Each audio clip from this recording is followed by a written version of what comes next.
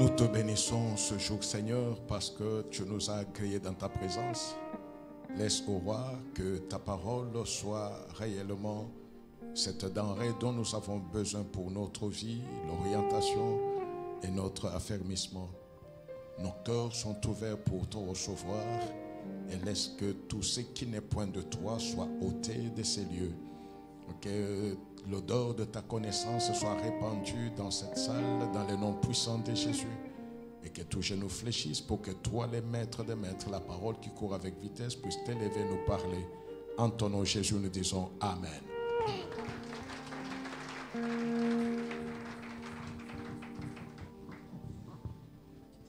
Bonjour à tous. Bon dimanche à tous. Amen. Oui, nous bénissons le Seigneur qui nous a aimés et qui a fait que nous soyons tous ensemble ce jour en ces lieux. Parce que c'est lui seul qui connaît les secrets de la vie. Nous étions endormis. Il y a quelqu'un qui dit toujours que le sommeil est un exercice ou un apprentissage de la mort. Quand nous dormons, personne ne sait où il est, personne ne sait comment il est. Mais nous glorifions le Seigneur quand nous nous réveillons, que nous pouvons avoir l'être et les mouvements. C'est pourquoi nous lui disons encore grandement merci. Nous allons lire dans Genèse 2, 7 à 15.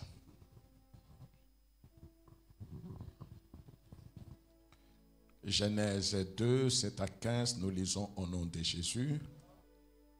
L'Éternel Dieu forma l'homme de la poussière de la terre. Il souffla dans ses narines un souffle de vie et l'homme devint un être vivant. Puis l'Éternel Dieu planta un jardin en Éden, du côté de l'Orient, et il y mit l'homme qu'il avait formé. L'Éternel Dieu fit pousser du sol des arbres de toute espèce, agréables à voir et bons à manger, et l'arbre de la vie au milieu du jardin, et l'arbre de la connaissance du bien et du mal. Un fleuve sortait d'Éden pour arroser le jardin, et de là il se divisait en 4 bras.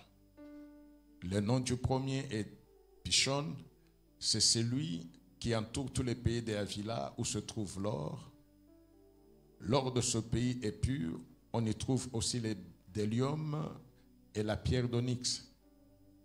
Le nom du second fleuve est Gihon, c'est celui qui entoure tous les pays de Cush. Le nom du troisième est Hiddekel, c'est celui qui coule à l'orient de la Syrie. Le 4e fleuve, c'est l'Euphrate.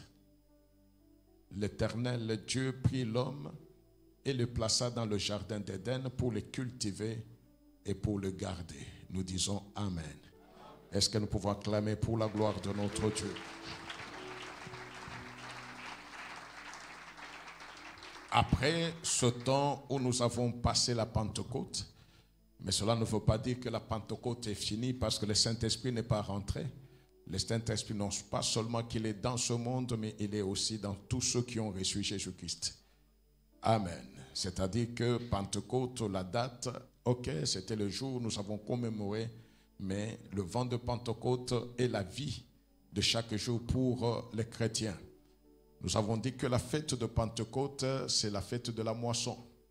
Et aujourd'hui, nous allons dire comme thème, Dieu travaille pour ta moisson. C'est ça le thème que nous allons exploiter aujourd'hui. Dieu travaille pour ta moisson. Amen. Amen. Aujourd'hui, nous exploitons juste le fait que Dieu travaille pour que l'homme puisse moissonner. Et si Dieu l'a fait, est-ce qu'il continue à le faire ou il l'a fait seulement dans le passé? Amen. Il a créé toutes choses et quand il fallait créer l'homme, Dieu dit, faisons l'homme à notre image, à notre ressemblance et qu'il domine. Mais voilà que pour matérialiser sa volonté, il va former l'homme. La Bible nous dit très bien que l'homme n'est que poussière. c'est la terre que Dieu a formée. Mais ce qui a fait que l'homme devienne un être vivant, nous venons de le lire. Dieu a soufflé, il a mis dans l'homme un souffle de vie. Et c'est en ce moment-là que la matière est devenue mouvement, pouvait se mouvoir. Et l'homme est devenu non pas matière, mais il est devenu un être vivant. C'est le souffle que Dieu met dans l'homme qui fait en sorte que l'homme puisse avoir et l'être et les mouvements. Amen. Et après avoir donné vie à l'homme, on dit que Dieu a fait un jardin en Éden. Éden qui signifie bonheur ou réjouissance. C'est juste une façon de dire, ce jardin-là, c'était un jardin de bonheur pour l'homme, pas pour Dieu. Parce que Dieu a fait ce jardin-là pour l'homme. Amen. Et quand Dieu faisait ce jardin, est-ce qu'il a consulté l'homme? L'homme est venu l'aider? Ah, donc, dès la création, de par la volonté de Dieu, Dieu n'a jamais voulu que l'homme puisse venir travailler pour son bonheur. Mais c'est Dieu qui travaille pour le bonheur de l'homme. Amen. Dieu a tout fait. Et il va prendre l'homme pour le placer dans le jardin que lui a créé, que lui a travaillé. Si on pouvait parler le langage des hommes, c'est Dieu qui a souffert pour que l'homme puisse avoir le bonheur. Ceux qui ont déjà fait le champ savent que quand vous avez trouvé un terrain pour le champ, ce sont les premières opérations qui sont pénibles. Si vous avez trouvé des arbres, vous devez abattre et dessoucher. Vous devez défricher tout. Vous devez s'aimer, vous devez planter. Et la Bible nous dit très bien que c'est lui qui sème avec pleurs, avec souffrance. C'est lui qui sème là. Mais il y aura un temps où il va moissonner. S'il a sémé avec pleurs, il va moissonner avec chant d'allégresse.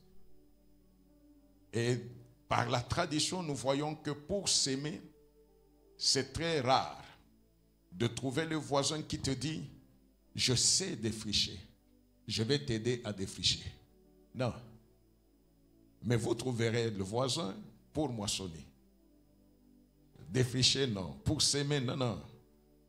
Mais pour moissonner, le voisin sera là, l'autre sera là. C'est-à-dire que c'est une étape qui est favorable. Et nous voyons que Dieu préserve l'homme de cette opération difficile. Il prend sur lui. Il a tout fait. Et il place l'homme dans ce que lui a fait. Nous sommes d'accord et ensemble pour dire, c'est Dieu qui a travaillé pour le bien de l'homme. Avant même de créer l'homme, il a voulu que l'homme soit dans un cadre qui lui plaise. Un cadre qui va faire en sorte que l'homme puisse se dire, Dieu est sérieux. Il a dit qu'il me crée à son image, à sa ressemblance. Et c'est vrai, je suis là, je domine dans mon petit monde. On est ensemble. Amen. Et parce que pour que cette matière-là devienne vie, il y a le souffle de Dieu qui est dedans. Et Dieu, quand il met l'homme dans ce jardin-là, Dieu lui dit ceci, ce jardin c'est pour toi. Je te mets dans ce jardin, 1, pour le cultiver. 2, pour les garder. Si nous regardons la première étape de cultiver, amen, cultiver. Il y a plusieurs phases dans la culture.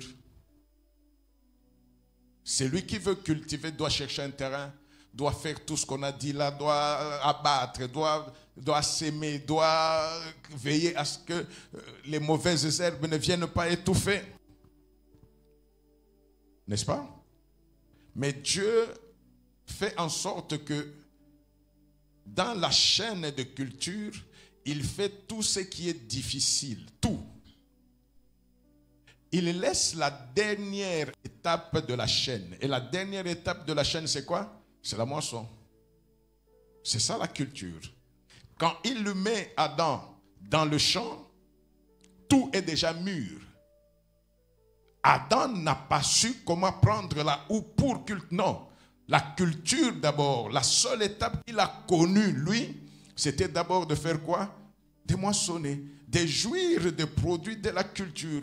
Et ces produits-là venaient de Dieu parce que c'est lui qui a fait le champ. C'est lui qui a fait que les arbres puissent pousser. C'est lui qui a tout mis. Même l'or, tout ce qu'on a cité là, c'est Dieu qui a mis dans le jardin d'Éden, mais pour l'homme. Déjà au niveau de cultiver, Dieu voulait que Adam, parce qu'il avait l'intelligence, je ne sais même pas comment ce champ a été fait. Je ne sais même pas comment ces cultures ont été produites. Je ne sais pas comment ces arbres ont été plantés. Mais parce que c'est lui qui a planté, qui a fait ces choses, c'est qui? C'est Dieu. Si je me détache de Dieu, je vais perdre ce champ. Parce que je ne saurais pas comment l'entretenir. Naturellement, ces besoins-là devaient maintenir l'homme en dépendance ou en relation avec Dieu. C'est pourquoi chaque jour, Dieu venait le soir pour causer avec l'homme. On est ensemble jusque-là. Et parce que c'est Dieu qui a donné ce bonheur-là, il détenait aussi la clé de ce bonheur. Quand vous avez quelque chose qui est fabriqué par quelqu'un, on vous donne le mode d'utilisation. S'il y a panne, amen, on va voir qu'est-ce qui est prévu pour dépanner. Si les réparateurs n'arrivent pas, on va demander au fabricant. Au moins lui, il sait que si ça fait comme ça, c'est à cause de ceci. Voilà la relation qui devait rester entre l'homme et Dieu, tout simplement pour que l'homme puisse continuer à jouir des produits de ce que Dieu a mis à sa disposition. Amen. On dit qu'il fallait aussi qu'il garde le champ. L'homme devait se rendre compte que son bonheur dépendait de l'obéissance ou dépendait de ce champ-là. Tu vas garder quelque chose si tu trouves que la chose est importante. Si la chose n'est pas importante, est-ce que tu vas la garder? C'est impossible.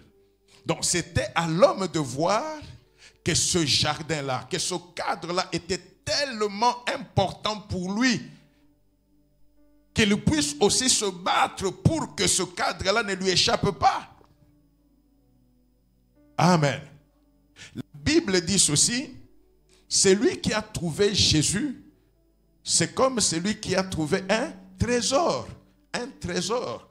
Les trésors, on ne le laisse jamais.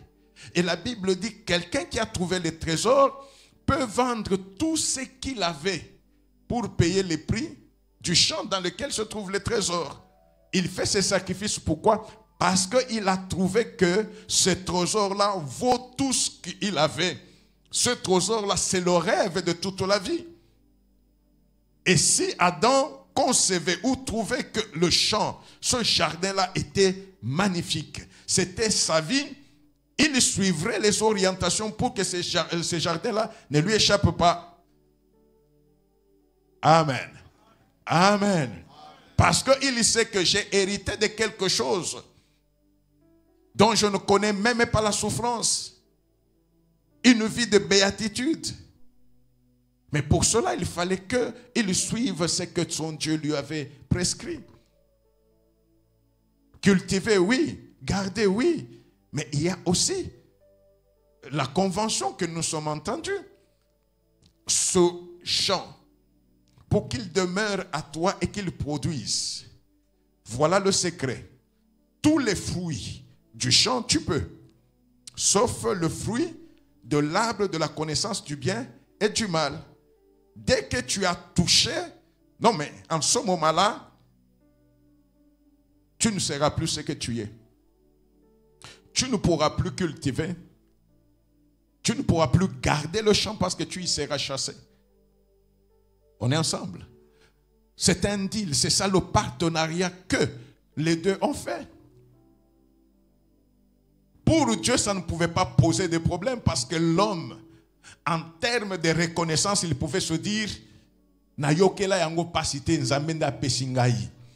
Ce qui peut na landite nako ngai nde nako mona pasi. Si je ne peux pas suivre ce que Dieu dit, c'est moi qui souffrirai. Parce que Dieu lui ne changera pas. Que le jardin soit, que le jardin ne soit pas, Dieu, est-ce qu'il va changer? Non. L'homme devait prendre sur lui, avoir cette conscience. Mais tous nous savons ce qui s'est passé. L'homme n'a pas respecté. Amen. L'homme n'a pas respecté. Mais aujourd'hui, nous ne sommes pas de ce côté-là. Aujourd'hui, nous voulons juste nous attarder sur le fait que malgré les montées, les descentes, malgré tous les reliefs que l'on peut voir, mais Dieu reste Dieu parce qu'il n'a pas changé. Au premier culte, j'ai utilisé le terme lingala. En français, je ne sens pas. Zamba lolendo. Lolendo, lolendo. Non, mais je ne vais pas dire orgueilleux parce que français, c'est orgueilleux. Non, c'est pas tellement ça. Donc, il est tellement sûr de lui, à telle enseigne qu'il ne peut pas permettre qu'un homme, que son enfant puisse un jour dire, si je suis devenu, c'est parce que j'ai étudié. Non, parce que j'ai des connaissances. Non. Aujourd'hui, le Seigneur veut nous faire voir que, avant même que toi, tu ne termines tes études, lui a travaillé pour que tu sois. Oh, est-ce qu'on est ensemble? Un jour, ancien Hervé, ok, il est là. Un jour, il y a des hommes de Dieu, j'étais à la cour de cassation. Des hommes de Dieu arrivent. Ils sont venus prier. Ils prient. Mais à un certain moment, il donne une requête. Il dit non, nous allons prier. Que le Seigneur, le Dieu qui m'écoute, le Dieu de mon alliance, fasse de lui une autorité. Je sens qu'il a arrêté de parler. Tu te rappelles, hein? Ok. Et après, il dit que le Seigneur me pardonne. Je dis, ah, papa, tu as encore fait quoi? Il dit, non, non, Dieu me dit ceci. Comment est-ce que tu peux donner une telle requête? Quand moi, je l'ai pris à sa naissance, est-ce que toi, tu étais là? Quand je lui ai fait étude, est-ce que toi, tu étais là? C'est ce jour, il dit, Dieu, donc c'est Dieu qui m'a fait étudier. Vous comprenez un peu ça? Et quand je l'ai mis dans la magistrature, est-ce que toi, tu étais là? Amen. Comment est-ce que toi, tu peux donner une requête? Il y a des choses que nous faisons, bien-aimés, et qui nous mettent en contradiction ou en opposition avec Dieu. Tu te tapes sur la poitrine, non, de tes relations. Quelles relations tu peux avoir? Les relations passent. Si Dieu veut qu'aujourd'hui même il te ramène à la poussière, il va te ramener à la poussière. Aucune relation ne va bloquer Dieu. Amen. Aucune. La vanité de ce monde, c'est que quand quelqu'un a une petite parcelle de pouvoir, il se prend pour les centres de la terre. Est-ce que vous m'avez vu? Tu n'es pas le premier, tu n'es pas le dernier. Amen. Si je prends l'exemple de chez nous, si à la création de la Cour constitutionnelle, même si tu es le premier président, le premier président de la Cour constitutionnelle, tu ne seras pas le dernier. Après toi, il y aura d'autres. Celui qui connaît un, il connaît deux, mais tu ne connais pas 5, le point 5 de ta vie. Là où tu es arrivé, tu ne sais pas demain. Tu ne connais pas ce qui va arriver demain. Donc la maîtrise du bonheur de l'homme appartient à Dieu. Je ne sais pas si on est ensemble. Dieu crée, il ne veut pas que l'homme commence par chercher. Non, c'est lui qui fait tout, c'est lui. Même ce que nous cherchons. Or, c'est Dieu qui a mis ces choses-là à la disposition de l'homme. L'homme n'est pas parti les chercher. Amen.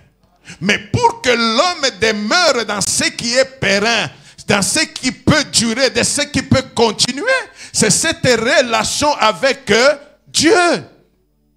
C'est ça qui manque à l'homme. Qu'est-ce que l'ennemi dit à Adam? Si tu manges, tu seras comme Dieu. Mais est-ce que Adam avait besoin de chercher d'être comme Dieu? Non, parce qu'il était déjà Dieu. Dieu crée toutes choses pour lui. Et il a créé toutes choses pour que lui seul domine sur la chose. Mais il prend la domination, il te donne. Bon, tu veux encore quoi? Amen. Amen. Est-ce qu'on est ensemble? C'est comme quelqu'un qui dit, non, Satan qui dit à Jésus, si tu es vraiment fils de Dieu, transforme ces pierres en pain. Non, ce n'est pas en transformant que je deviens fils de Dieu. En transformant, je t'obéis. Or, en tant que fils de Dieu, je ne peux pas t'obéir. C'est ça le jeu des mots.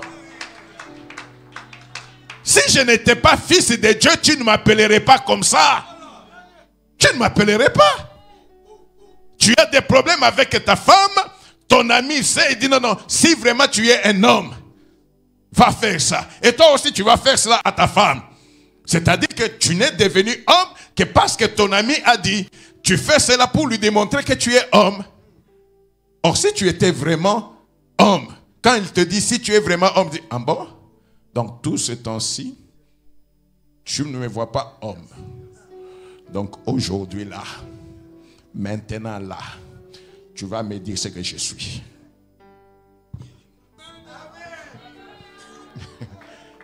Amen. En Swahili, ça sonne bien. Kama tuko mwanaume. Shina mwanaume. Unaonesha kile niko. Aujourd'hui, tu vas me montrer ce que je suis. Amen. Parce que tout mon bonheur dépend de Dieu. Il me fait entrer dans la vie de frères généraux.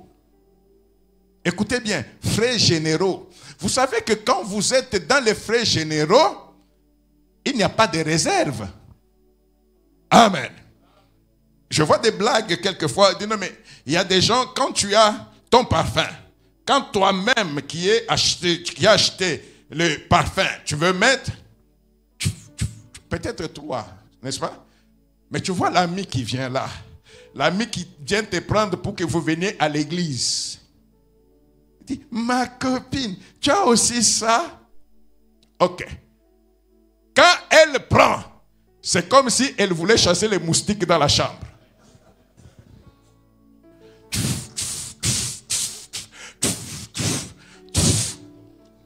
Mais comme toi aussi tu es timide, tu ne dis rien. Mais si tu es non. Vous comprenez un peu? Amen. Amen. Beaucoup se sont retrouvés. Beaucoup se sont retrouvés. C'est Dieu là qui a le secret. C'est de lui que je dépends. Parce que je ne peux pas cultiver si je ne suis pas en... Chaque année, il y aura des cultures. Aujourd'hui, nous avons des agronomes, des ingénieurs agronomes. Ce n'est pas parce qu'il m'a donné les conseils ce mois que je me dis non, je n'ai plus besoin de lui. Est-ce que c'est comme ça que ça se fait? J'ai besoin de l'agronome tout le temps que je cultive. Tout le temps. Or, le jardin d'Éden était pour toute la vie. C'est-à-dire, l'homme a besoin de Dieu pour toute la vie. De génération en génération. Même si Dieu a fait la première part, c'est lui qui a travaillé, il a fait ce qui est dur, il t'a placé pour consommer. Ok, ces fruits-là ne vont pas finir dans l'arbre.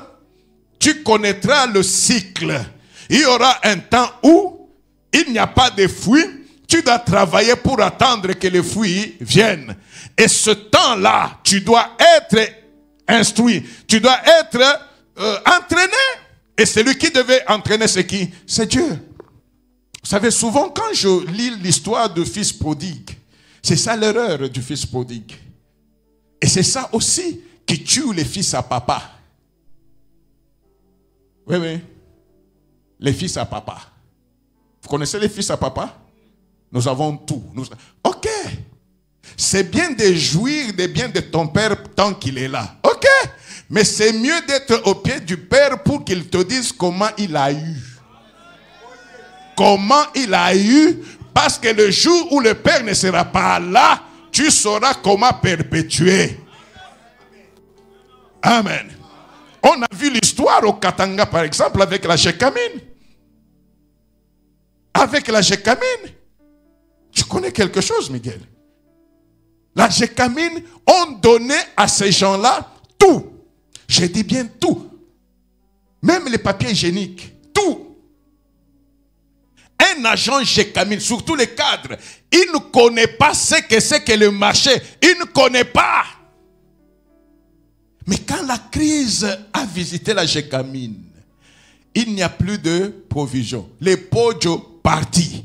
Tu vois les gens qui étaient grands là et lancés, et quand la crise les a repassés, la crise te repasse, waouh! Non, tu vois quelqu'un qui est là comme un mât du drapeau. Nous étions un drapeau, hein, tu vois, hein? Les mâts c'est le poteau là de drapeau. Nous avons vu, nous avons vu des cadres, des ingénieurs venir et passer maison à maison. Ça faisait mal. Ils viennent te demander s'ils peuvent même balayer pour avoir quelque chose. On a vécu ça. C'est pratiquement l'histoire de cultiver. On ne lui a pas appris comment faire pour qu'il puisse avoir la provision. C'est bien de me donner la provision, mais c'est mieux de me dire comment on constitue la provision. Comment on constitue la provision? Ça, c'est le travail de Dieu. Si tu te mets à sa disposition, l'enfant prodigue a vu papa riche. Papa riche. Mais tant que tu es là, la richesse de papa, c'est votre richesse. Tout parent responsable, tout ce qu'il a, ce n'est pas pour lui. Il est content de voir ses enfants en jouir. C'est ça le parent. Amen. Mais ce fils-là va dire à son père, donne-moi ma part. Est-ce que vous pensez que son père n'a pas réfléchi à cet enfant-là? Mon fils, ceci aussi. Non, non, je suis déjà grand. Moi, je suis déjà grand, je dois partir aussi. Ah, tu vas faire quoi? Dis-moi. Je vais créer aussi des entreprises. Le problème, c'est que chacun d'entre nous ici a beaucoup d'entreprises. Chacun d'entre nous ici. Tu n'as jamais fait des projets d'entreprise? Là où tu es. Surtout après avoir mangé. Tu es rassasié, tu fais des projets, tu vois l'entreprise, tu donnes même le nom de l'entreprise. L'Ulysse Service. Oh, Atapale Service. Tu donnes, ok. Et tu peux même parler aux gens. Comme le pasteur avait dit, projet. Je vais le voir. Tu as un projet? Oui. Mais quand lui-même amène le projet, tu le regardes, tu lui dis, mon frère, comment est-ce que ce projet-là, qui est dans tes rêves, comment est-ce que tu comptes faire pour que ce rêve-là devienne réalité? Explique un peu. Tu as ça? Non. Tu as ça? Non. Non. C'est ce qui fait que même dans la Bible, hein, vous allez trouver qu'il y avait des prophètes dans l'Ancien Testament. Mais il y avait aussi les fils des prophètes. Les fils des prophètes, ce ne sont pas les enfants des prophètes, non. Ce sont les enfants qui ont le ministère des prophètes, qui doivent être encadrés par les vieux prophètes. Ceux qui sont déjà passés, qui connaissent les aléas du ministère, qui ne voyaient pas que les vestes de dimanche. Amen. Et c'est ce qui fait que même à l'église, c'est facile d'envier le pasteur, les anciens. Facile. Pourquoi? Parce que tu les vois à la chair. Mais tu ne sais pas les suivre là où ils vont. Dans la maison, il peut arriver qu'il n'a même pas mangé, mais il vient, il crie Alléluia. Tu regardes, tu dis non, je veux être comme lui. Oui, oui, mais il y a un prix à payer. Il y a un prix à payer. Adam, tu veux garder le champ? Pas de problème. Le prix à payer, c'est de m'écouter. Parce que c'est moi qui suis Dieu. C'est moi qui connais. Moi, j'ai travaillé pour que toi, tu aies le bonheur. Adam, c'est moi qui ai travaillé. Si tu ne m'écoutes pas, ce champ-là ne sera pas à toi. Combien ont hérité? Combien ont hérité? Et en moins d'une année, nous avons vu des gens illustres. Ils meurent aujourd'hui. Avant même qu'on ne l'enterre, les enfants s'entretuent. Les enfants sont dessous. Pourquoi? Pour les biens. Il y a d'autres qui étaient venus, une vingtaine, de quelqu'un de célèbre. Si je reçois un, les autres disent non, non, le président est contre. Ok. J'ai lancé un message pour dire tous les enfants, tous venaient, sans oncle, sans tante, juste les enfants. Et je les ai tous amenés dans la salle des délibérés, là où nous siégeons avec leur père. Nous sommes entrés là-bas. Et je leur ai dit, vous savez pourquoi je vous ai amenés ici? Ils dit non. Vous voyez là, c'est là que se mettait votre père. Je ne sais pas si vous comprenez. C'est là que se mettait votre père. Il a travaillé toute sa vie pour avoir les biens que vous, aujourd'hui, vous êtes en train de faire pratiquement le prétexte de vos luttes. Vous n'avez pas honte? Regardez vos âges. Vous avez des femmes, vous avez des enfants. Qu'est-ce que vous allez laisser à vos enfants? Les querelles? Les disputes? Quand est-ce que vous voyez un peu? Je crois que depuis ce jour-là, la responsabilité était revenue dans la famille. Ah non, non, depuis ce jour-là, amen. C'est la même chose avec Dieu. Quand Adam refuse, il a lâché. On ne rentre pas dans les conséquences.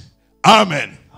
Dieu dit à Abraham, quand il trouve Abraham, il dit non mais toi tu es un ami, mais je t'avertis, ta descendance sera esclave dans un pays que tu ne connais pas. Mais après 400 ans, moi je délivrerai ta descendance. Mais je te promets, ta descendance va sortir avec d'abondantes richesses. Qui dit ça? C'est Dieu. 400 ans. On n'a même pas encore commencé les décomptes. Lui, quand il dit ça, c'est-à-dire au même moment qu'il a dit, il se met à travailler pour que la descendance d'Abraham devienne esclave. Ok? Et pour faire aussi que cette descendance-là, banyonga bango, ils vont souffrir. Dieu n'a pas dit ça qu'ils ne vont pas souffrir. Non, ils vont souffrir. Mais ils vont sortir avec d'abondantes richesses. À la sortie de l'Égypte, Dieu dit à Moïse, dit aux enfants d'Israël qu'ils demandent des vases d'or, des vases d'argent aux Égyptiens. Les Égyptiens ont donné ou n'ont pas donné? Qui a fait qu'ils donnent? Qui a travaillé pour que Israël sorte avec d'abondantes richesses? C'est Dieu qui travaille pour notre moisson. C'est Dieu qui travaille. Vous ne faites jamais attention. Le jour que j'avais compris ça, je me suis attelé à m'attacher à Dieu pour que je vive les frais généraux. Nous avons entendu papa, c'est papa Albert, hein? Même avec... j'ai aimé l'expression là. La Bible connaît la femme à la perte de sang. Hosanna a connu aujourd'hui l'homme à la perte de sang. Et le Seigneur l'a guéri. Il est là, vivant. Non mais c'est dur comme tu as dit papa. Pisser du sang. Tu ne connais plus les urines. Amen. Mais très souvent aussi parce que si tu avais les moyens, c'est vrai que peut-être même maintenant tu allais continuer à suivre les traitements. Au premier culte, j'ai expliqué Jéhovah Jireh. C'est pratiquement à ce niveau. Jéhovah Jireh. N'est-ce pas? Il sait qu'il doit être glorifié. Dieu, il sait qu'il doit être glorifié. Pour qu'il soit glorifié, il faut un miracle. Pour qu'il y ait un miracle, il faut un problème. Et il trouve, il dit non, non, Albert est là, problème. Dysfonctionnement. Dysfonctionnement, au lieu que les urines sortent, c'est le sang. Comme je dis toujours, quand un problème arrive, c'est toi, homme, qui es surpris. Dieu n'est pas surpris, Dieu sait. Il savait que ça devait arriver en ce moment-là. Mais au lieu de t'alarmer, quand ça arrive, Dieu n'est pas loin. Pourquoi? Non seulement qu'on l'a appelé Jéhovah Jireh, le Dieu qui pourvoit, c'est tout simplement parce qu'il savait. Voilà, le problème est ici. Toi, tu es là. Il sait qu'en avançant, tu vas arriver là où tu rencontres quoi? Le problème. Le problème, c'est que quand tu arrives là, il fait quoi? Il te camate. Il s'attache à toi. Mais Dieu sait qu'à côté, juste à côté de ce problème-là, lui n'est pas parti, il est là. C'est lui le Jéhovah Rapha. Et il attend voir si réellement tu sais, que tu es conscient qu'il est Jéhovah Rapha, que lui, par ses meurtrissures, toi tu as la guérison. Tu peux monter, descendre, sans solution. Mais quand tu as compris que non, lui, ce n'est pas dans les cabinets du médecin. Ce n'est pas parce qu'on m'a donné des millions. Mais c'est tout simplement parce que je peux fléchir mes genoux. Mes genoux au-devant de lui et l'adorer. En ce moment-là, je l'appellerai. Et tu as même dit, la femme avait touché la frange de ton vêtement. Mais moi, je ne touche pas la frange de ton vêtement. Je pose mes mains sur tes pieds. Et je touche les stigmates. Oh, le meurtrissure que tu as eu à tes pieds. Et toi, tu dis, par tes meurtrissures, nous sommes guéris. Papa Albert, est-ce que la maladie a continué? Il a opéré. Et aujourd'hui, tu es un témoignage. Amen. Amen. Donc, quand le temps arrive, Dieu libère selon ce qu'il avait dit. Israël sort de l'Égypte avec d'abondantes richesses. D'abondantes richesses. Vous savez pourquoi ils sont sortis avec d'abondantes richesses? Ils devaient servir Dieu pendant 40 ans dans le désert. Et Dieu ne le sert jamais main vide. On ne le sert jamais en venant pleurer. Non, je n'ai rien. Non, non. Dieu te dira, je t'ai donné parce que je savais que tu vas utiliser ce que je t'ai donné pour me servir. Oh. Amen. À la création, il a travaillé et il met l'homme, quand il avait déjà tout fini, et l'homme n'est venu que pour jouir. Moisson. À la sortie de l'Égypte, c'est lui qui a travaillé le cœur des Égyptiens. J'ai dit au premier culte, si tu dis que j'ai trouvé grâce auprès de Dieu, cela n'est pas théorique, non. La grâce de Dieu, quand on trouve grâce auprès de Dieu, cela est réel, réel. C'est-à-dire, tu as trouvé grâce auprès de Dieu et Dieu a touché les hommes et toi tu trouves faveur auprès des hommes. Là où ça ne pouvait pas s'ouvrir, ça va s'ouvrir. Pas par tricherie, non. Pas par violence. Celui qui ne pouvait même pas t'écouter ou te regarder, va t'écouter, te regarder et va te tenir dans sa main. C'est ça la grâce de Dieu. Et voilà que Israël est sorti avec ces choses-là. Bien-aimé, là où tu es arrivé, ce que tu cherches, Dieu a déjà travaillé pour toi. Mais ce qui manque, c'est ta relation avec Dieu. Ta relation avec Dieu. Amen. Amen. On quitte cette étape-là. Ils sont dans le désert. Ils mangent quoi dans le désert? La manne. Un aliment qui n'a pas de nom. Un aliment de souffrance. Chaque homme passe par ces moments-là du désert. Et tu commences à vivre des choses, des mannes. Manne, c'est-à-dire manna. C'est quoi ça? C'est quoi ça? Est-ce que c'est un nom? Ils voient le fromage. Ils voient. Et il se pose la question, c'est quoi? Mais qui va te donner le nom parce que personne n'était dans le laboratoire de Dieu? Personne n'a conseillé Dieu. Il vous a envoyé quelque chose. Vous avez fait bouffer. Le nom importe. Mais l'homme n'a pas changé. Même s'il ne connaissait pas la chose. Ils ont refusé de manger. Ils ont mangé. Ils ont mangé. Et ils sont devenus habitués à cela. La Bible dit, après 40 ans, quand ils traversent le Jourdain, ils entrent dans la terre promise. Et le premier jour dans la terre promise, ils ont mangé la manne. C'est ça?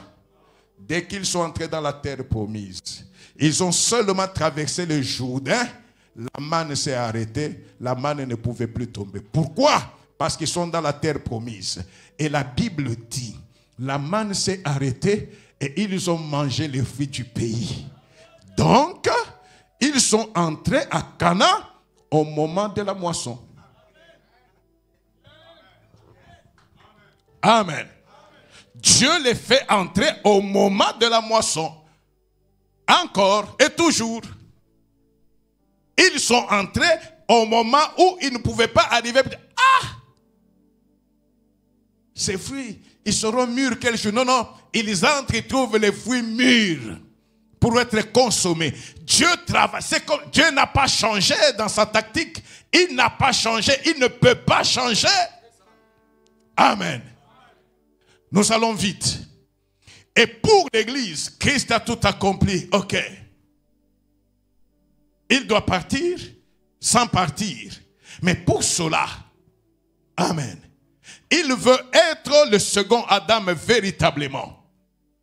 Si pour avoir Ève, Dieu a fait tomber et endormir Adam, et pour le second Adam, qui est Jésus-Christ, il était aussi endormi à la croix. Quand il est mort, lui-même appelle la mort un sommeil. Donc quand il était mort à la croix, il était en profond sommeil. Et si nous rentrons dans ce que j'appelle toujours la chirurgie de Dieu, c'est-à-dire il était sous anesthésie. Alléluia. Et c'est en ce moment-là que l'opération s'est faite. Comme pour Adam. Le premier Adam, c'est dans son sommeil qu'on a ouvert les côtés pour prendre la côte. Jésus-Christ est aussi mort à la croix. Pourquoi ces militaires romains-là ne pouvaient pas peut-être piquer même à la jambe? Il va piquer seulement à la côte. Donc au côté, amen. Indiquer le côté était ouvert. C'est tout simplement pour que l'opération se fasse. Et la deuxième Ève qui devait sortir, c'est la Ève triomphante, victorieuse, lumineuse, qui s'appelle Église. Amen. Non seulement qu'elle est sortie, mais elle devait avoir corps. Elle ne pouvait pas avoir corps sans le Saint-Esprit. Et c'est là que nous comprenons une chose. Dieu a soufflé dans l'homme un souffle de vie. Dieu n'a pas mis dès la création le Saint-Esprit dans l'homme. Amen. Il savait que par la marche, si l'homme est sincère, si l'homme est honnête, si l'homme ne triche pas, l'homme est réellement ce que j'ai dit. Mais parce que je lui ai donné mon image et ma ressemblance, est-ce que nous serons séparés? Je serai en lui. Amen.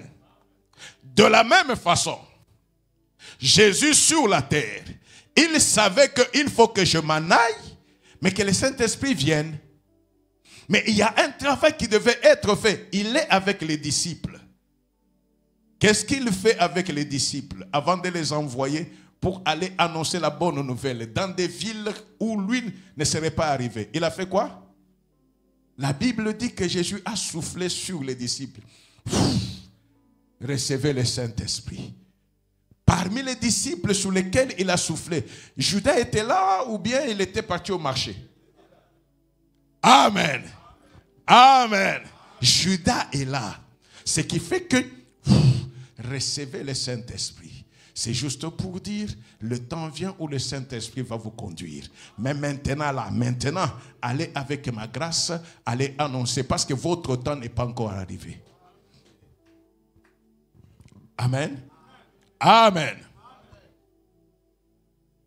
Le jour de Pentecôte, Pentecôte qui est la fête de la moisson, Dieu accepte de descendre, accepte d'envoyer le Saint-Esprit le jour de quoi? De la moisson. C'est juste pour faire en sorte que tout ce qu'il a fait depuis le début puisse avoir une signification. Et cette fois-là, ce n'est pas que Dieu va souffler dans l'homme un souffle de vie. Non, Dieu va entrer dans l'homme comme esprit de vie. Il reste dans l'homme. Oh.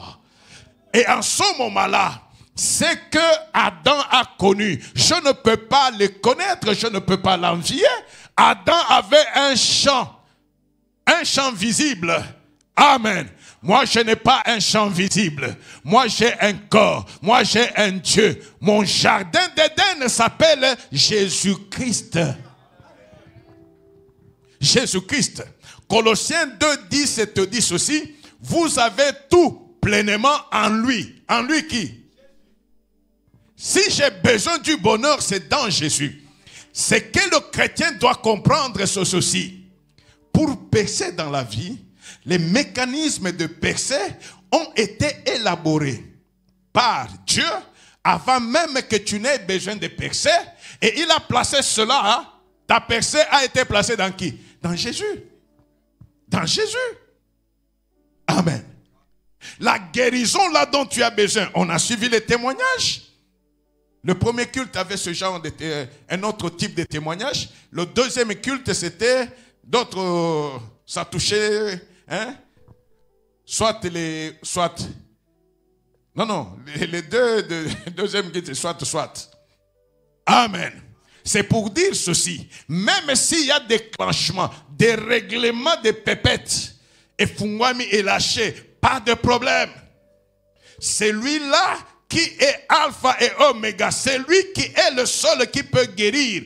Parce que dans ce monde, tu peux être multimilliardaire en dollars. Tu n'auras jamais la guérison avec ton argent. Tu auras les soins. Les soins, tu les auras. Mais celui qui guérit, c'est Dieu. C'est Dieu. Ce ne sont pas les soins. Non, non. Le médecin peut soigner, mais il ne te garantisse pas la guérison. Mais mon Dieu ne sait pas soigner. Lui, il sait guérir. Même quand on a dit impossible, incurable, c'est quand les médecins disent incurable que lui vient pour dire curable. Amen. Le jour où le salut doit entrer dans le monde, le jour où l'Église doit avoir la réalité, c'est ce jour-là que le Saint-Esprit arrive. Il arrive le jour de la moisson. 1 Corinthiens 2, 12 nous dit ceci. Le Saint-Esprit nous a été donné. Or, nous n'avons pas reçu l'esprit du monde, mais l'esprit qui vient de Dieu, afin que nous connaissions les choses que Dieu nous a données par sa grâce. Là où tu es, tu peux souffrir. C'est parce que tu acceptes cela. C'est parce que tu penses que toi, tu peux régenter ta vie. Amen. Il y a quelque chose qui n'a pas marché. Tu fais même la dépression. Tu peux pleurer des semaines et des semaines. Et à un certain moment, tu peux même dire à Dieu, mais Dieu, pourquoi tu m'as abandonné? N'est-ce pas ça? Or, Dieu ne t'a pas abandonné. C'est toi, par ton attitude, qui abandonne Dieu. Tu l'abandonnes parce que c'est Dieu-là qui a travaillé pour que toi tu sois connu. Or, si tu savais qu'il a travaillé pour toi, tu te tairais. Tu resterais confiante parce que lui-même dit, tout concourt au bien de ceux qui aiment Dieu. Un jour, je vous ai donné un témoignage d'un frère. Il prend place à bord d'un taxibus. Mais il se revient. Non, moi j'étais déjà là. Je m'étais arrêté là, je causais au téléphone. C'est la seule place qui restait. Et le frère est attendu à l'église pour modérer. Discussion. En fin de compte, les gens disent au frère, non, laissez-lui la place. Le frère fait quoi? Il descend. La fille reste. Le taxibus quitte. 30 juin. Arrêt Bel-Air. Et il s'embarque pour aller vers Bel-Air, à Lubumbashi. Juste là sur Tabora. Sur Tabora. Un véhicule venait du Bel-Air.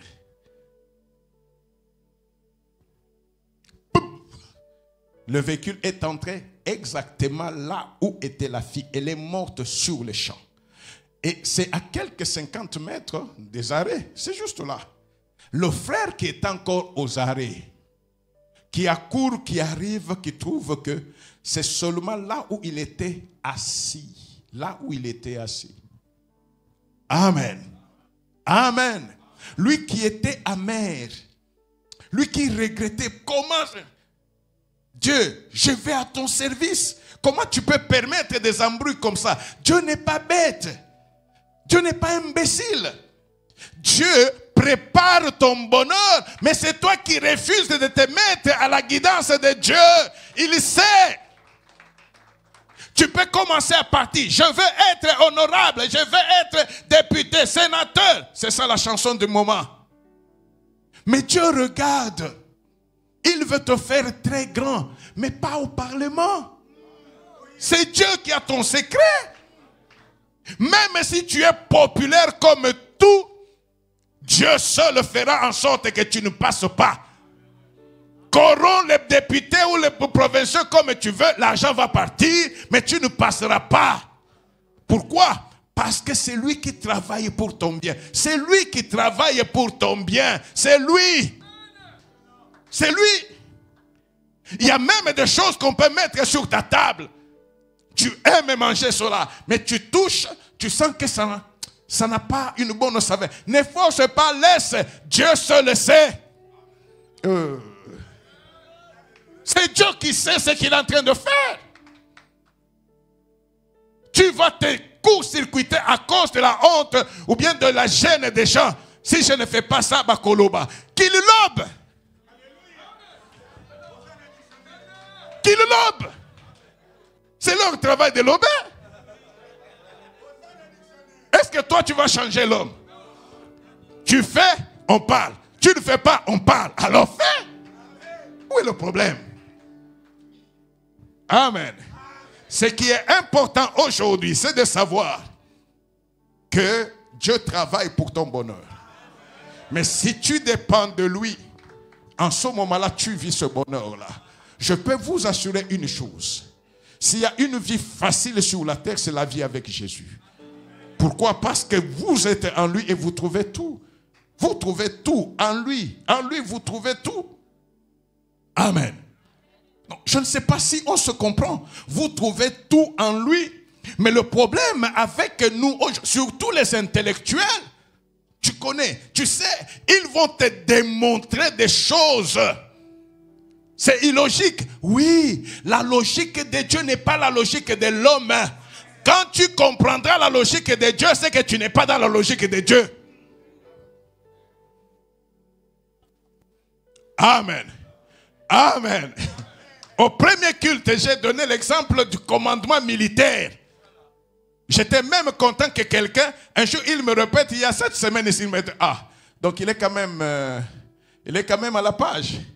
Ce petit-là, je pensais qu'il était l'icolo, il est quand même à la page. La règle des 3C dans les commandements. Ah non, mais au premier culte, il y avait des militaires qui connaissaient ça. J'ai juste énoncé, ils ont déclaré. Amen. Amen. Coran de premier c'est commander. Deuxième c'est. Troisième c'est. Tu es bon petit. Tu es très bon. Amen. Est-ce que vous comprenez un peu ces choses-là? Si l'homme peut le faire, est-ce que Dieu ne peut pas le faire? Dieu le fait mieux. Mieux. Dieu, quand il a donné sa parole, le premier c'est commander. Il commande. Le deuxième c'est que l'homme ne fait pas souvent, c'est contrôler. Dieu contrôle toujours. Même quand il venait le soir pour parler avec Adam, Adam lui dit, non, Dieu, ce jardin, mais toi tu es faim. J'ai mangé les maracoujas. Non, mais papa, c'est terrible. Il ne sait pas que quand Dieu cause avec lui, tu parles. Mais c'est comme maintenant, non? Tu peux être devant ton père. Tu es content de ce qu'il t'a donné. Est-ce que le père se contente de ce qu'il entend? Tu peux continuer à parler et dire, mais pourquoi ta chemise est comme ça? N'est-ce pas ça? Il contrôle. Il contrôle. Amen. Et quand il contrôle, il veut voir si réellement tu es dans sa voie. Si tu es dans sa voie, ok. La correction, c'est juste une satisfaction. Si tu es à côté, il corrige pour te remettre. Amen. Amen. Je disais, nous intellectuels, Nous voulons être intellectuels et chrétiens. Non, non, soyons des chrétiens intellectuels. Soyons des chrétiens intellectuels. En ce moment-là, nous vivons ce que le Seigneur a préparé devant nous.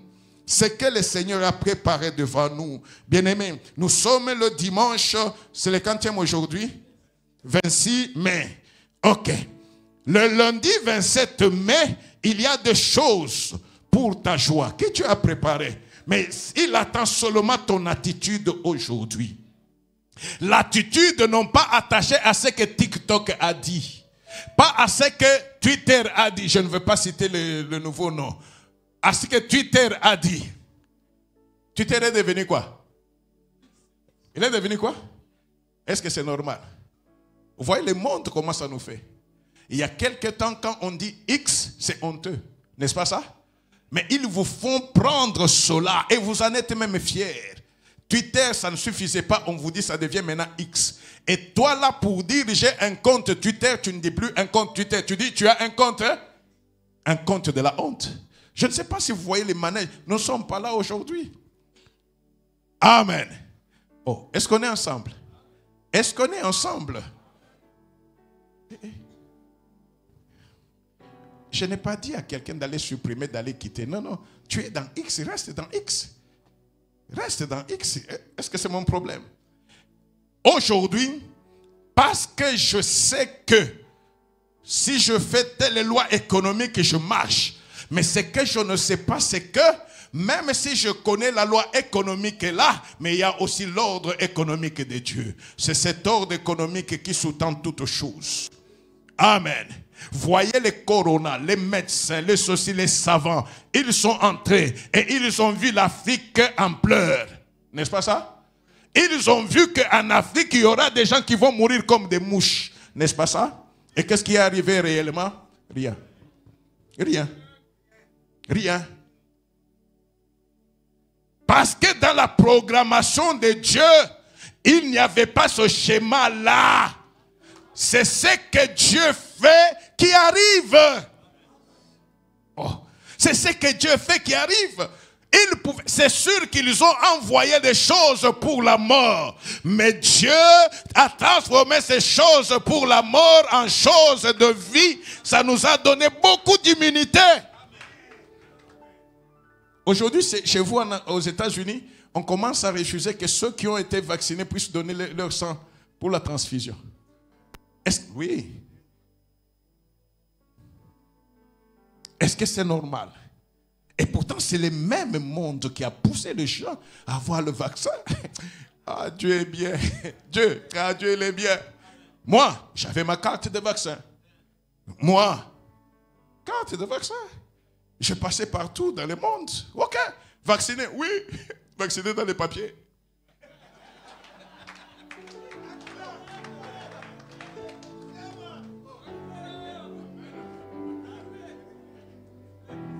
Amen.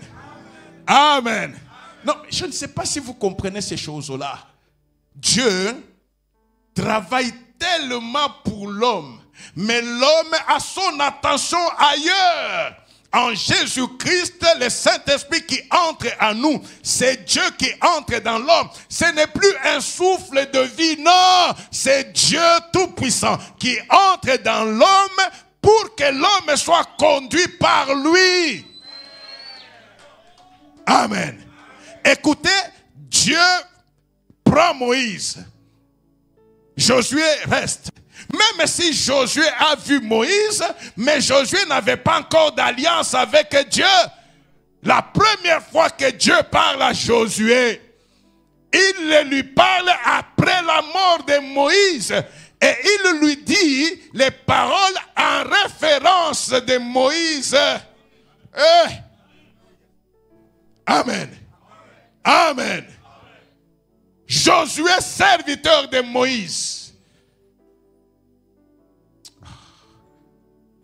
Voilà les choses que j'ai déjà. Quand il dit à Josué, ne crains pas, prends courage. C'est-à-dire quoi? Au-devant de toi, il y a des qu'est-ce que c'est. Au-devant de toi, il y a des impossibilités. Sois calme.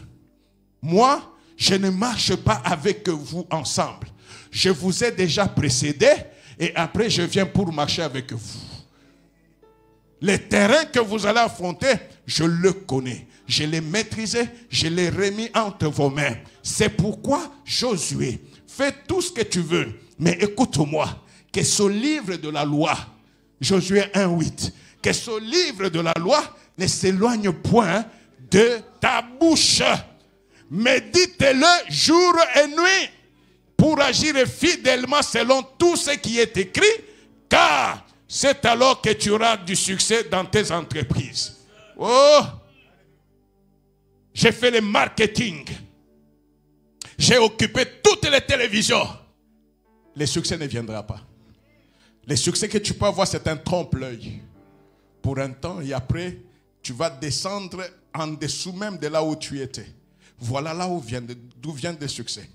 Que ce livre de la loi ne s'éloigne point de ta bouche. Médite-le jour et nuit pour agir fidèlement selon tout ce qui est écrit.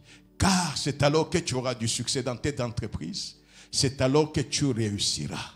Mais si tu restes attaché à Dieu, tu suis les recommandations de Dieu, comment est-ce que tu peux échouer? Comment est-ce que tu peux échouer? Amen. Pourquoi nous cherchons des complications là où il n'y en a pas? L'homme cherche le succès, mais va chercher le succès là où il n'y a pas de succès. Souvent je vous dis, mais dans le monde on dit, pour avoir du succès, il faut être au milieu de ceux qui ont réussi. N'est-ce pas ça? Mais quand je regarde même ceux qui ont réussi dans le monde, ils sont déjà partis. Ce sont des noms qui sont restés. Et les noms là, ce sont des noms qui vont comme ça. Après un certain temps, on n'en parlera plus. Il y a un seul. Un seul. La parole qui a été faite chair. Amen. Depuis qu'il a réussi, les siècles sont passés. Au lieu que sa renommée tombe, la renommée est en train de monter.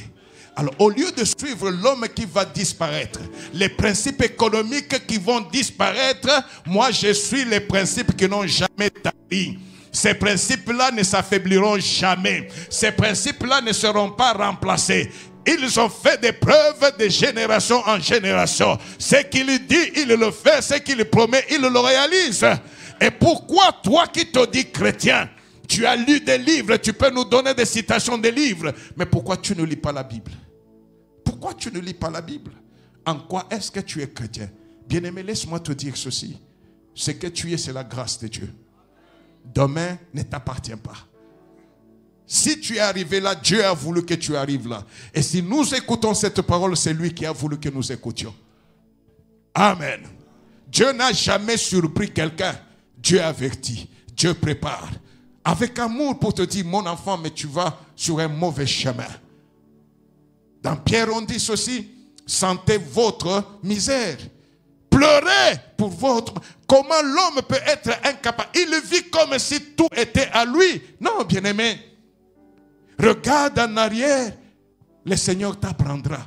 Il y a eu des moments où ton argent ne pouvait rien faire. Mais moi, aujourd'hui, il y a des choses que tu ne peux pas faire. Un jour, j'ai vu la facture qu'on avait donnée à un frère, à un de ses parents, pour la respiration. On l'a amené en urgence. Et il fallait mettre des bonbons là d'oxygène. Il y a quelqu'un qui a une idée de ce qu'on peut payer par heure. Il n'y a pas de médecin ici. Amen. Par heure. Paiement. Bah, c'est beaucoup d'argent. Alors imaginez un peu depuis que tu étais enfant jusqu'à cet âge. Si on te demandait de payer ce souffle-là, tu paierais combien? Et vous savez qu'il y a même des gens, si Dieu a décidé maintenant de retirer le souffle, le titre ne remettrait pas le souffle, l'argent ne remettrait pas le souffle, le diplôme ne remettra pas le souffle, la famille ne remettra pas le souffle. Ce Dieu-là est un Dieu d'amour. Et il est le Dieu qui a tracé le chemin parce que lui-même dit il est le chemin. Qui l'a déjà suivi et a été confondu? Qui l'a déjà suivi? Parce que s'il était menteur, moi ici je ne serais pas ici. Je viendrais faire quoi? Quoi ici? Je viendrais faire quoi? Alors je ne peux pas venir pour être vu des hommes. Je viens d'abord pour être vu de Dieu. Et si j'ai suivi de Dieu, c'est pour que j'écoute ce qu'il dit. Ce qu'il a tracé, c'est cela. Dieu n'a jamais voulu que l'homme puisse faire des efforts. Dieu aime que l'homme croie en lui. Dieu, c'est ce père-là qui vient, qui dit, écoute, je t'ai déjà réservé une chambre là-bas avec tout dedans. Ah, toi, où est-ce que tu as eu l'argent? Non, non, ça ne passera pas. Je t'ai tout réservé. Merci, papa. Amen. Merci, papa. Dieu travaille pour ton bonheur. Mais c'est à toi de lui faire confiance. Il ne nous a pas appelé de faire des efforts, mais de croire en lui. D'être réellement des enfants consciencieux. Et le secret de Dieu, c'est dans sa parole. Pourquoi nous ne lisons pas la Bible? Nous voulons mettre tout ce que le monde dit, mais nous n'avons pas le temps même de rester 10 minutes. Amen. Pour les réunions, on peut faire les réunions jusqu'à 3 heures. 4 heures, les réunions. Pour les choses qui passent. Tu as trouvé la RDC. La RDC va rester. Il y aura d'autres qui seront à ta place là. Amen. Mais comment est-ce que tu ne peux pas faire la réunion avec Dieu? Comment est-ce que tu ne peux pas prendre la Bible? Que chaque jour tu aies le temps de lire. Chaque jour que tu puisses t'imprégner. Comme Adam était à la disposition de Dieu chaque jour. Mais toi tu es à la disposition de Jésus chaque heure, chaque minute parce qu'il est en toi. Comment est-ce que tu ne peux pas recourir à sa parole? C'est là qu'il y a notre réussite. C'est là. Pour qu'on comprenne ce que Dieu a déjà planifié. Dieu a besoin de ceux qui peuvent s'appuyer sur lui pour impacter ce pays. Nous n'allons pas impacter avec les partis politiques. Parce que dans les partis politiques, il n'y a qu'une division. C'est la parole de Dieu qui peut nous donner cet amour-là de dire, nous avons un Père, c'est lui qui a aimé ce pays. En 1885, il n'y avait aucun parti politique congolais. Aucun. Qui a fait le tracé de ce pays? Qui a fait le tracé? Si Dieu n'avait pas donné ce pays que nous avons trouvé, c'est Dieu-là qui nous a donné ce pays. Est-ce qu'il est incapable de garder ce pays? De sécuriser ce pays? Qui était là quand on divisait, on dessinait la carte du Congo? Qui était là? Seul Dieu a travaillé pour notre bonheur, pour notre hégémonie. Faisons confiance en Dieu.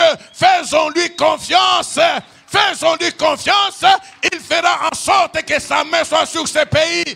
Aucune armée, je le dis, je le répète, aucune armée ne peut redessiner ce que Dieu a dessiné.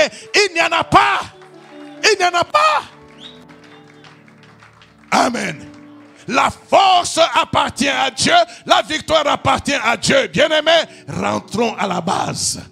Rentrons à la base, reconnaissons que Dieu est le Dieu de notre bonheur, le Dieu de notre témoignage et le Dieu de notre percée. Que le Seigneur nous bénisse.